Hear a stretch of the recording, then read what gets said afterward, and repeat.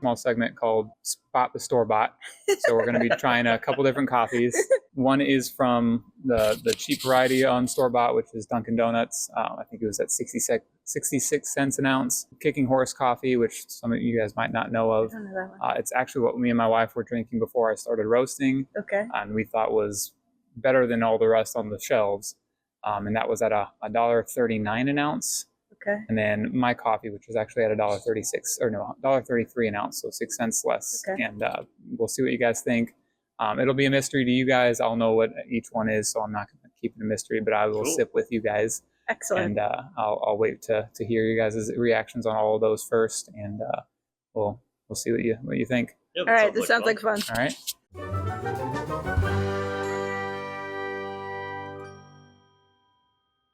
Well, that is really very smooth, and the bitterness is all early. I think the finish is kind of, I don't know, lighter and smoother would be how I would describe it. No, you're pretty good on aromas. What do you? And you're doing the sipping thing too, which works with coffee as well. I don't know if you know about that. I don't.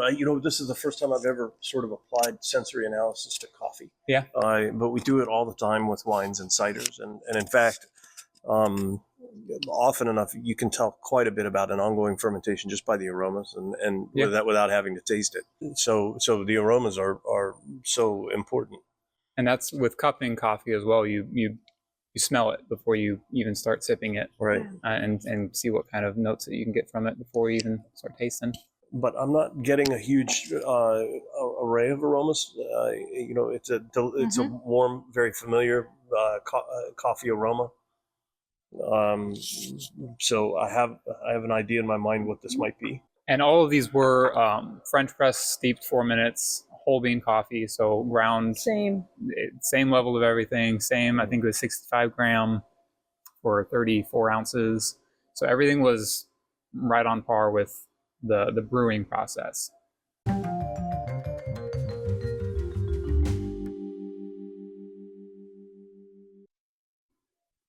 That's yummy.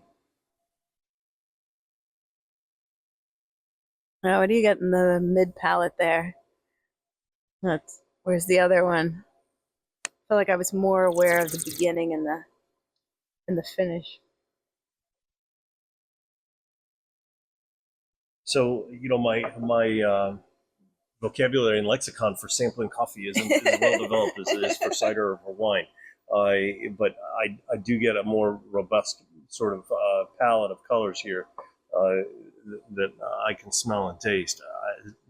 So there's I'll just off the bat say there's more complexity.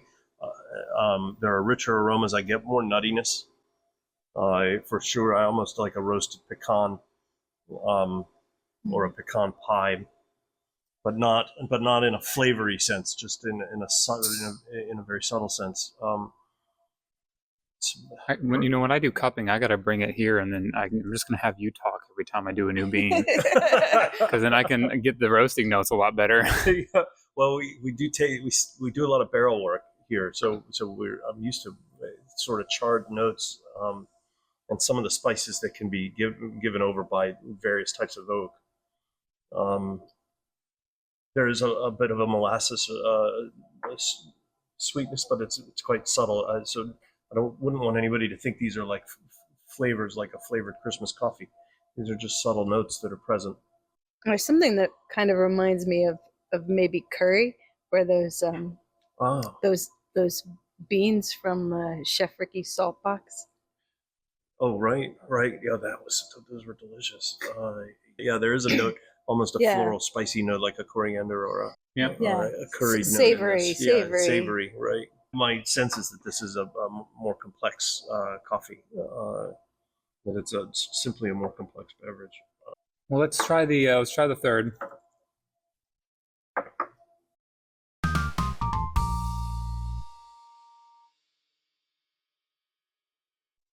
Whole different rainbow in this. Anne-Marie, what do you think? Oh yeah, and you haven't sipped it. I haven't sipped it yet.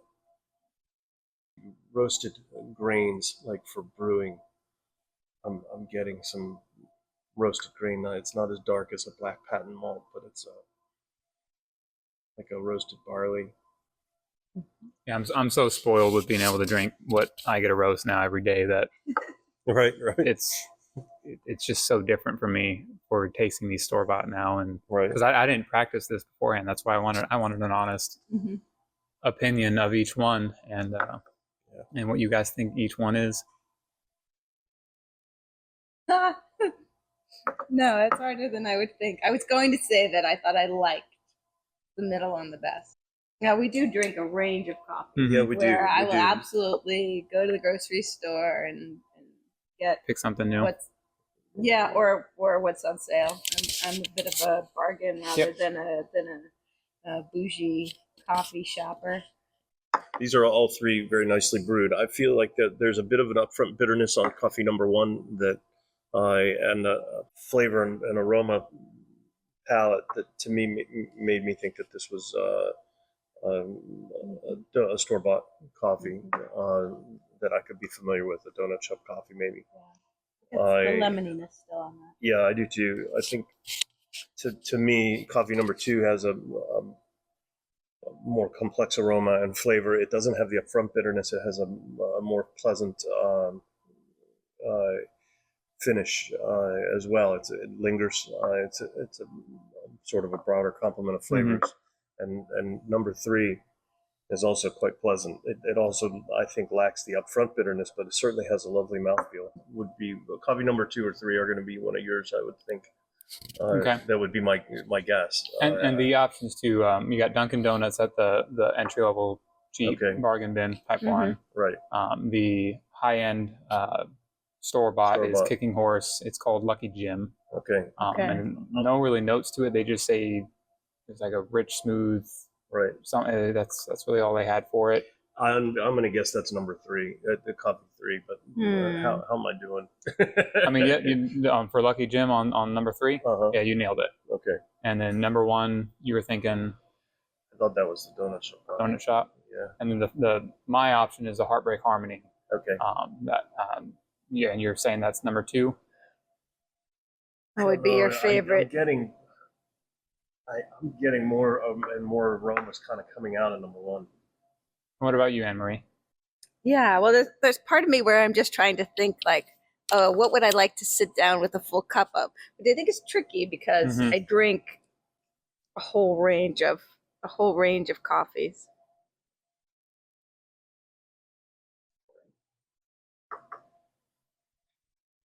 So this number 1, it does have really nice aromas. it does.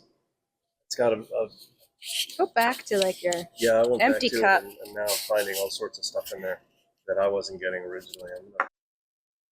We'll try to wrap up this segment. And, I'm having a tough time. You're good. Let's have a reveal. We have to work on our palate, I think. Number 1 is Dunkin' Donuts. Okay. Yeah, it's just their medium blend is what they call medium roast blend whole bean. Right. At 66 cents an ounce. Number 2 is Heartbreak Harmony. The medium roast cherry chocolate almond notes. Number 3 is the Kicking Horse. So your initial decision was right. My initial assessment. But once you get to tasting, you keep going back and forth. Yeah, I can see where it gets mixed hard. up. But this was the one that I was like, this was so savory and reminded me of a meal. I mean, a really rich meal. Yeah. Right. So just kind of those notes, giving you the beans on each one of them. Yeah. Giving you the beans. That is Dunkin'. Okay. And that's the Kicking Horse. Yeah. Yeah, with comparison. Yeah, that's kicking. The kind of acrid burniness on that one is definitely. And it's still a medium roast. Yep. So. Yep. It is a little darker, I saw with the beans, but yeah. And then that one's the Heartbreak Harmony. Oh yeah. That's floral. That's pretty. And that was harvested actually December, January, 23, 24, and I just got a new bag that was harvested 3 months ago. That's incredible. That's fresh, and that's how it smells. It does. I absolutely agree.